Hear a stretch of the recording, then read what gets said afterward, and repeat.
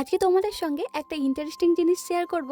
আমি জানি না এটা তোমরা জানো কি না, আমাদের এখানে এটা কিন্তু খুবই প্রচলিত, তাই ভাবলাম তোমাদের সঙ্গে একটু শেয়ার করি। কোনো গর্ভবতী মহিলার বাড়িতে পোকাতে মানে এক ধরনের পোকায় এরকম মাটি দিয়ে বাসা তৈরি করে, আর সেটা যদি গোল হয় তাহলে হয় ছেলে, আর যদি হয় লম্বা তাহলে হয় মেয়ে। আর দেখো আমাদের রুমেতেও কিন্তু পোকায় এরকম একটা বাসা বানিয়েছে। আমি কিন্তু বুঝতে পারছি না এটা লম্বা না গোল। তোমরা একটু কমেন্ট করে জানিও তো এটা তোমাদের কাছে কি মনে হচ্ছে, লম্বা নাকি গোল।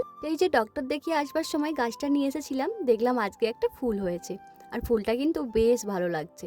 আর দেখো স্ট্রবেরি গাছটায় কিভাবে কি পোকা ধরে গেছে, জানি না এবার ফুলগুলো রাখবে কিনা। আজকে আমাদের এখানে সারাদিনটাই বলতে গেলে রোদের মুখ দেখা যায়নি, চারিদিকটা কেমন একটা মেঘ ছায়া ছিল, আর তার সঙ্গে ঠান্ডাটাও বেশ মারাত্মক ছিল। শীতটা যেহেতু জমিয়েই পড়েছে, তাই আমাদের বাড়িতেও দু একদিন ছাড়াই পিঠে বানানো হচ্ছে।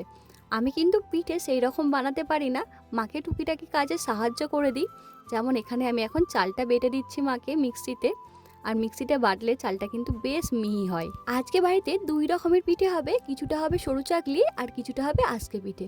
তাই এখানে মা আলাদা করে আজকে পিঠের জন্য গুঁড়িটা সরিয়ে রাখছে। এবার যে বাকি চালটা আছে সেটা দিয়ে বেটে সরু চাকলি হবে আর কি। আমাদের বাড়িতে একটু সরু চাকলি সবাই খেতে ভালোবাসে, তাই সরু চাকলিটা একটু বেশিই হয়। তো চলো আজকের মতো টাটা।